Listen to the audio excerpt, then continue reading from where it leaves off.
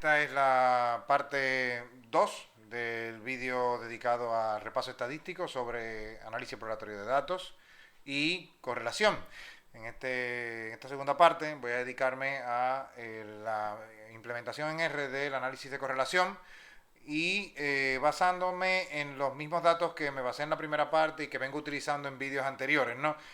Voy a utilizar ya funciones también que masifican o que permiten generar análisis de manera rápida para distintas variables con función sapply y doy por hecho que videos anteriores han sido ya debidamente vistos. Los datos se refieren, como siempre comento, a 8 transectos realizados en la Bahía de Enriquillo, en el sudoeste de República Dominicana. Son 8 transectos hechos en colectando información sobre plantas tanto leñosas como otras dentro de un transecto de 50 metros por 2 de ancho. De los 8 transectos se verían todos distribuidos de esta manera. Hay uno oculto detrás de el CTV1, que es CTV2, está muy cerca uno de otro, de Cerro de las Tunas, ¿no? Estos transectos contaron con la identificación también de plantas por parte del Jardín Botánico Nacional de Santo Domingo. Bien, pues en el ejemplo que voy a seguir, voy a plantearme responder las siguientes preguntas. Con referencia a los diámetros a la altura de pecho tomados en estos transectos, ¿cuántos de los DAP1 y DAP2 que estén en pares, si entre las dos columnas se observa alguna correlación gráficamente, si se observa una variación conjunta de los valores de DAP1 DAP2 cuando se presentan en pares, también si existe referido a las 4 especies que más mediciones tienen de forma conjunta, en forma de pares, en DAP1, DAP2, ¿no? También si esta correlación existe de manera estadística, si se puede comprobar mediante el índice de correlación de producto-momento de Pearson, o si esta es significativa. En el análisis nos interesará saber si esta correlación es realmente significativa, porque lo haré también tanto para el conjunto de las 4 especies como por especie. Entonces, al disminuir la muestra, me interesa saber si el valor de coeficiente de correlación de correlación lineal en este caso, es significativo, o lo que quiere decir si no es cercano a 0. Voy a utilizar este paquete de Reshape 2 y aquí voy a cargar los datos con Control Enter, como suelo hacer siempre, ¿no? En estos casos, aquí están los datos que utilizo como ejemplo. Se ven, es la tabla de 1020 observaciones. Cada observación o cada fila es un individuo. Aquí se ven los primeros 6. Esto es un individuo del transecto BSV1 o de la especie Opuntia caribea, y aquí están sus mediciones DAP. Por ejemplo, aquí hay un individuo de la especie Prosopis juliflora que tiene mediciones no solamente en DAP 1 y 2, sino hasta el DAP 6. Claro, esta especie presenta aquí ya un par, entonces lo que nos interesa evaluar es si hay correlación entre esta columna y esta otra, pero referido a las 4 especies que más mediciones tienen hechas en este par. Y estas tenemos que determinarlas primero, por lo tanto tenemos que saber cuáles son las 4 especies que más mediciones en pares tienen en DAP1, DAP2. Para eso voy a generar una tabla independiente que le voy a llamar tabla de datos D, ¿sí? Pero con las especies de especies con más mediciones DAP1, 2 de manera conjunta. Para eso voy a generar una tabla que tenga solamente las columnas especie DAP1, DAP2, esa tabla, en donde omita los NA primero que nada, y después tumbe o elimine los niveles que no se utilicen en las columnas que están incluidas. Va a ser la columna especie, que es la única columna factorial en donde los niveles van a ser no usados, van a ser eliminados, van a ser tumbados. Voy a generarla y luego miro la estructura, me quedo con realmente 89 observaciones solamente, 3 variables, y la columna especie vemos que ya cambia de tener 75, que es el original de la estructura original, que es este, de 75 especies que tenía antes, ahora bueno, pues ya se queda únicamente con estas solo 23 que tienen mediciones conjuntas en los variables DAP1, DAP2. Bien, ahora visto para ahora determinar cuáles son las 4 primeras, primero hay que esa tabla organizarla en orden ascendente como muestro aquí, en orden descendente, perdón, como muestro aquí. Entonces me voy a quedar con las 4 primeras, de aquí viene el 4P, y voy a quedarme únicamente con los nombres, y solamente con los primeros 4 nombres, de ahí vienen esos corchetes que encierran 1 a 4. Ahora me quedo únicamente con los nombres de las 4 que tienen más pares de mediciones DAP1, DAP2, y como ahora he también eliminado especies, en esta tabla quedan menos especies, pues también hay que hacer un drop levels para que, aparte de decir a la tabla de únicamente de las especies con mediciones DAP1, 2, decirle que me dé únicamente las especies, las 4 primeras, las 4 primeras que más tienen, le voy a decir también que tumbe los niveles, que elimine los niveles que no se usen. Por lo tanto, ahora ya solamente tengo una tabla en la cual están los individuos de las 4 especies con más mediciones en pares de las columnas DAP1, DAP2.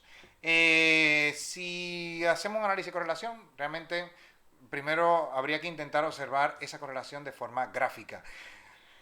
Al hilo de las recomendaciones, ¿no? De que más recientes, ¿no? Que incluso se han emitido por organizaciones estadísticas, en donde se recomienda que el gráfico se releve y se le dé su importancia. Bien, pues entonces aquí voy a generar este gráfico en el que es un plot, un gráfico de dispersión, en el que solamente voy a incluir las variables DAP1, DAP2, no importa, sin importar la especie, de manera conjunta, las 28 observaciones disponibles, que van a que realmente quedarían, o bueno, realmente serían un poco más, que son las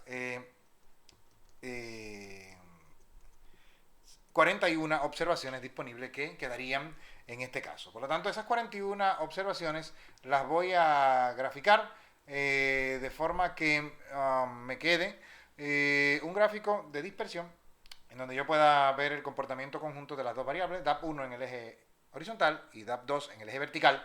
Y vemos que hay un valor outlier, que este valor extremo realmente lo que haría sería afectar mucho la correlación, tiraría de la correlación de manera inapropiada, y de manera arbitraria lo vamos a eliminar. Habría que hacer un análisis si realmente es considerado como tal, como outlier y todo eso, pero para simplificar el análisis de correlación, ese extremo lo voy a eliminar de manera directa, sin más. Entonces, puedo ver que las dos columnas tienen precisamente el máximo de DAP1 es 27 y el máximo de DAP2 es 10. Yo lo que ahora me interesará será decirle que a esta tabla, a esa tabla que tiene los 4 con más mediciones conjuntas en pares de DAP1, DAP2, se quite, o sea, sea quitada aquella fila en donde aparece el DAP1 máximo. Esa fila es esta. La fila 710, la fila con el nombre de fila 716 se eliminaría, que es correspondiente a una baitoa, a un Philostyrus rhamnoides. Este individuo, esa fila que contiene ese individuo con ese valor extremo, es precisamente el que marcaba el outlier allá en el gráfico de dispersión. Pues le voy a decir que en lugar de que se mantenga, como poniéndole el signo de admiración, lo que hago es negar este valor, y al final lo que voy a obtener será una tabla en donde este valor va a desaparecer, esta fila va a desaparecer. Bien, aquí obtengo entonces, ya veo que el valor máximo es 10 en DAP1 y haciendo el gráfico de dispersión ahora obtengo un gráfico en el que se puede intuir algo de variación conjunta, se puede dibujar una cierta elipse, aunque hay una anchura del eje menor de la elipse, digamos, grande. Por lo tanto, no esperamos unos índices de correlación excesivamente altos, pero lo que nos interesa saber es si ese índice de correlación de Pearson va a ser por lo menos significativo. Y también voy a generar una tabla en donde, voy a generar una tabla que permita tener estos datos melted o fundidos para poder realizar otros análisis que necesito tener los datos fundidos. Ya la función melt la expliqué en el video anterior, por lo tanto no la voy a detallar en este para que se pueda avanzar en el vídeo. Esta tabla ahora resulta que es tengo las columnas entonces ya juntas todas las columnas DAP1 y DAP2, esos nombres de columna los tengo en la columna variable, y ahora tengo el valor aquí de cada DAP, de cada individuo, de la especie correspondiente, con indicación del valor que tengo, a qué columna pertenecía, si DAP1 o DAP2. Y entonces ahora voy a generar primero de manera conjunta para las dos columnas DAP1 y DAP2, voy a generar histogramas y diagramas de dispersión que me permitan evaluar cómo están estos datos en términos de distribución. Aparentemente no se alejan mucho de la normalidad. Es aparentemente, por lo que se ve en el gráfico cuantilar de la derecha, tanto de DAP1, DAP2, las observaciones no se alejan mucho de la línea recta de 45, y probaríamos lo mismo con la prueba de Shapiro-Wilk. Sin embargo, aquí hay observaciones que están ligeramente alejadas, y aquí también, y en el histograma, al menos de DAP2, no se dibuja claramente una forma de campana simétrica ni nada. Por lo tanto, en la prueba de Shapiro-Wilk se obtiene, para DAP1 sí se obtiene un valor de P no significativo. Por lo tanto, ahí se podría no rechazar la hipótesis nula de que la distribución de los datos proviene los datos provienen de una población con distribución normal, y en nuestro caso aparentemente la muestra lo sigue, y la columna DAP2 no tiene aparentemente, al resultar significativo, por lo menos para el nivel de significancia 0.05, aparentemente estos datos no siguen una distribución normal, aparentemente seguirían una distribución libre. Tenemos en cuenta que estamos viendo 40 observaciones en este caso, ¿no? Bien, ahora me interesa evaluar si las dos columnas, DAP1, DAP2, presentan correlación significativa, y esta correlación significativa es evaluada con la función CORTEST de R. Y esta función, como hay al menos una de las dos observaciones que no presenta distribución normal, lo recomendable sería utilizar el índice de Spearman, pero dado que hay observaciones que presentan empates en esta tabla, no sería recomendable, no es recomendable utilizar Spearman sin decirle que no calcule. Hay que decirle que el valor de P no se ha calculado de forma exacta. Entonces le indicamos en el argumento de Cortes que exacto, o sea que exacto es falso, por lo tanto que no lo calcule, y esto va a hacer que considere los valores empatados y el resultado sea más realista. Tenemos un índice de correlación de Spearman de 0.613 y un resultado de la prueba significativo, lo cual, como esta prueba tiene como hipótesis nula que la correlación es cero, estamos diciendo, en otras palabras, al tener un valor de P mucho menor que un nivel de significancia, por ejemplo, de 0.01, estamos diciendo, en otras palabras, que la hipótesis nula de correlación cero es rechazada, y por lo tanto sí se puede aceptar que existe una correlación. Por lo tanto, estamos respondiendo a la pregunta, sí. La correlación entre las dos columnas, con independencia de especies, estamos mirando las dos columnas de manera independiente de las especies, estaríamos diciendo entonces que sí, que existe correlación y que esta correlación es significativa. Ahora, para el análisis ya por especies, Sería interesante para saber si de manera particular, analizando cada especie, tenemos también un valor de correlación obtenido y si este valor de correlación por cada una de ellas es significativo. Lo primero a hacer sería generar una tabla que junte las columnas especie y variable, o sea, las columnas de la tabla fundida, juntar tanto especie con variable, de manera que quede Leimarocereus istris con DAP1, por ejemplo, ¿no? Y esto va a generar una nueva tabla. Esa nueva tabla sería, digo, una nueva columna, perdón. Esa nueva columna sería una columna que une especie con variable y así puedo crear con esta columna un índice sobre el cual evaluar cada una de las mediciones DAP1, DAP2 para cada una de las especies, o sea, utilizando todos los individuos de una misma especie. Y así puedo también construir con esa columna un índice que me permita hacer gráficos de manera masiva. Aquí podemos observar por ejemplo, en el caso de Capari ferruginea, hay 4 gráficos, hay 2 gráficos para DAP1 y 2 para DAP2, y para cada variable de esa especie hay tanto un histograma como un gráfico cuantilar normal.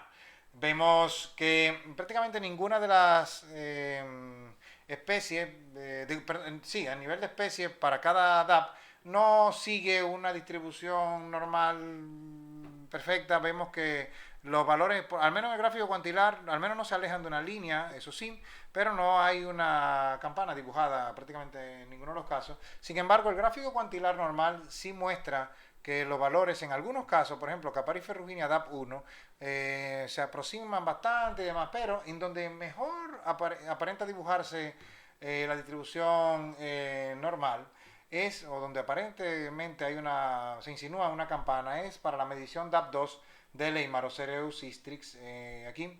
Y el gráfico cuantilar normal, bueno, no muestra muy cercano las mediciones en cuanto a la línea, ¿no? Por lo tanto, dado que son pocas observaciones, aquí nos remitimos a muy pocas observaciones, los gráficos no van a obtener un valor, no vamos a conseguir nunca un patrón, una distribución que pueda parecer normal, porque son pocas observaciones. En estos casos es difícil obtener una forma de campana en el histograma, pero al menos en el gráfico cuantilar normal, sí, para DAP1 en Leimarocereus istris sí, para DAP2 no tanto, pero por ejemplo, para Phyllostyron rhanoides en el DAP2 sí, y para Prosopis uliflora en el DAP1 sí se observa. Como digo, no prácticamente en ningún caso obtenemos formas de campana simétrica, y la prueba de Shapiro-Wilk podría indicárnoslo, aunque para algunas especies son muy pocos los individuos que hay. La prueba en algunos casos podría no ser incluso útil, pero dado que es el medio mejor reconocido para hacer la comprobación de la hipótesis de supuesto de normalidad, entendemos que se podría ejecutar y la ejecutamos como tal y vemos que bueno, las observaciones son pocas. Por ejemplo, en Caparis, en Leimarocereus y en Phyllostyron son 9 individuos en cada caso y 6 en otro, en Phyllostyron. En el caso de Prosopis hay bastante más, hay 16, o sea que bueno, en este caso, si hay un patrón de supuesto de normalidad cumplido, podríamos decir que por lo menos para el DAP1 en Prosopis uliflora sí ocurre. Para el DAP2 hay un cierto alejamiento, pero por lo menos para DAP1 sí. Entonces, en ese caso podríamos utilizar la prueba de Pearson, aunque si vemos que no